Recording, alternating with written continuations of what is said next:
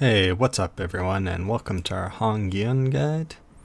He's a single target DPSer and debuffer, and he's one of my main boss killers. I use him in every single boss 10 clear.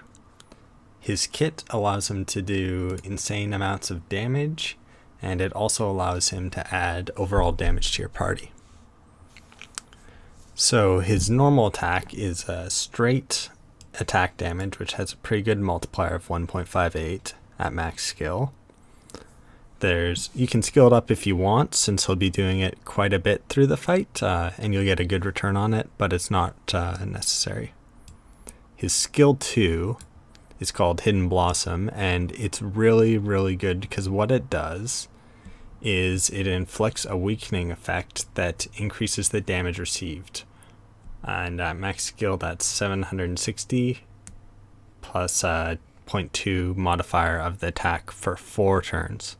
So this is on all characters, and it's based off his attack, so you can have your healers and magic damage dealers do a lot of extra damage with this. Just putting 1 on it is more than worth the investment, and since it's at a soul of only 2, if you have characters like Weiwei, you can easily manipulate the game in your favor by going back up to 5 souls or extending the fight duration. And his big damage dealer is his ultimate here, which is Blossom Edge. And it's at max skill up, it does a 3.96 attack modifier, which is insane, with an increased amount of damage by 20% for each weakening effect on the target. So this is where his group synergy kind of comes in. For the first place, if you have other weakening effects on the target, it's just going to be a ridiculous amount of damage, way over 100,000 when you start to max him out. And then his second synergy comes in with his first passive, and that's that he gets 10% attack for each buff, excluding attack up buffs. So on one hand, you're having his flat damage of Blossom Edge multiply with the weakening effects, but then he's also getting a single multiplier on himself of attack for each buff he has. So there's 2 different multipliers going on here. And then his passive 2 is a nice to have, but it's not really the main thing we're going to use in his kit. It's an instant kill of 10%, doubled when crit, for enemies below 50%. So it's good for adventure stuff like that, like really good, but we mainly use them for boss killing for me, so it's not a necessity. And his passive 3 is one of the standard passives, but a really strong one. After 4 turns, he gains 10% attack speed and 10% attack.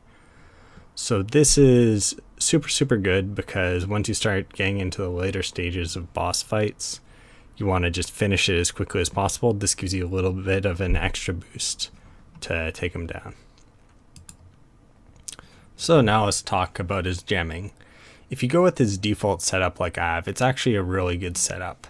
Having a mixture of physical damage and then crit and then some debuff effect really helps you land that S2, then the attack speed. You could always skip the Plum Blossom and go for straight damage on here, or skip everything and just go for straight damage. If that's all you're using him for is his own damage, then you just gem him all red gems and see how high you can make his damage. But definitely none of his skills are bad, mainly his additional turn by a 5% chance on the S2 is super nice.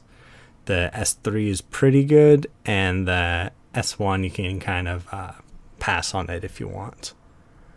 So given his kit, let's just talk about some heroes that you could synergize him with. So since he's a physical damaging unit, you could synergize him with physical weakening effect downs like Mikuzaki, especially since she'll allow you to land more debuffs.